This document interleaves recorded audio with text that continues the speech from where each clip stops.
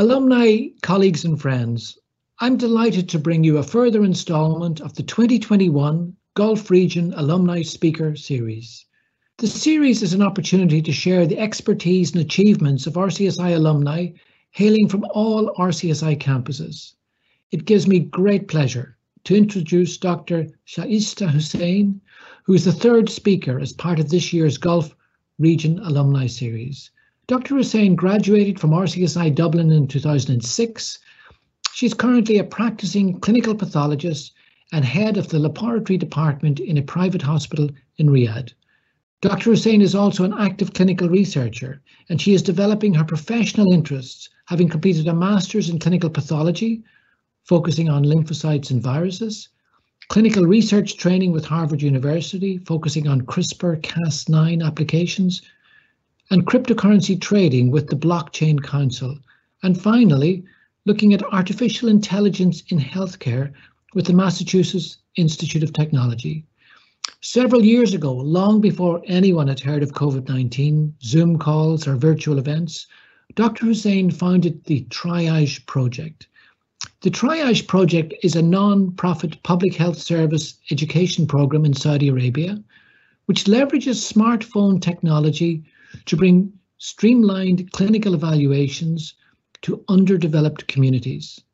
As a result, she received the first place prize in MIT's 2019 Medical Hackathon and the Saudi Alzheimer's Society's 2017 Award for Software Applications for Medical Solutions. Her hope is to contribute to building the bridge between humans and technology in order to optimize and enhance healthcare service for humans and indeed animals. As part of her talk today, Dr. Hussain is going to speak about the Triage Project, which she founded, and discuss how technology can be leveraged to achieve healthcare excellence. I'm very much looking forward to Dr. Hussain's talk. Thank you very much for joining us today. Thank you, Professor Cathal Kelly, for that fantastic introduction.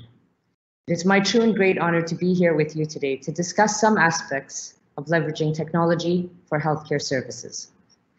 I'll begin by using Triage Project as an example to explain how I got involved with technology in healthcare. In 2016, whilst on field trips with the World Scouts, we would visit neighborhoods and communities in need across Saudi Arabia. What was very apparent was there was a need and a demand for basic public health education, as well as access to basic health services.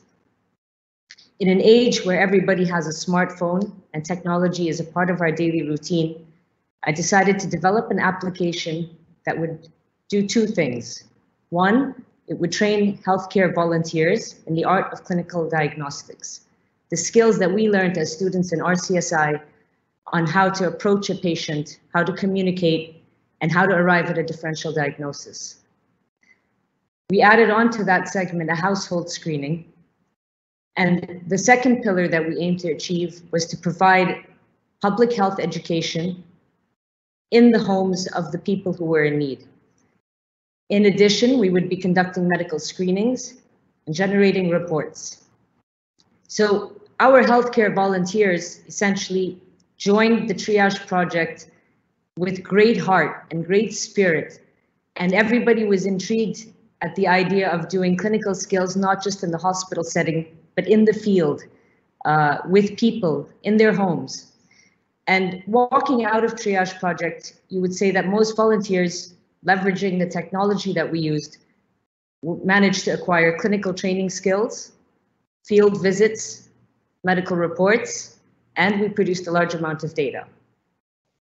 A group effort was required, and everybody came together with their various subsets of skills to put together our workshops where we did our training, and to organize field trips where we went out into areas that were recommended predominantly by word of mouth.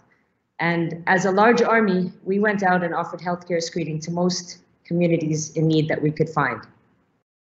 You can see the massive response from the community in Saudi Arabia. Saudi Arabia has been overwhelming. All types of people, from administrators to healthcare students, marketing, PR, all sorts of people came together, put in their best effort, and you could see the hustle and bustle that comes together before we go out into the field. Essentially, what we yielded from this experience was, after many iterations of trial and error, an interface that you could see here on the mobile app that answers questions of clinical diagnostics in a binary format with an option to flag certain questions as a yellow flag or a red flag, hence the name triage. Our database was designed in such a way that we could extract information points as we required and create visual representations at a very rapid pace. On average, a volunteer would spend 20 minutes with a patient and collect over 250 data points per patient. And in just a few hours on a Saturday afternoon, we would see about 200 patients. The idea at this point is to embrace evolution, and the evolution is coming about as a part of the new technologies that are growing at an exponential rate.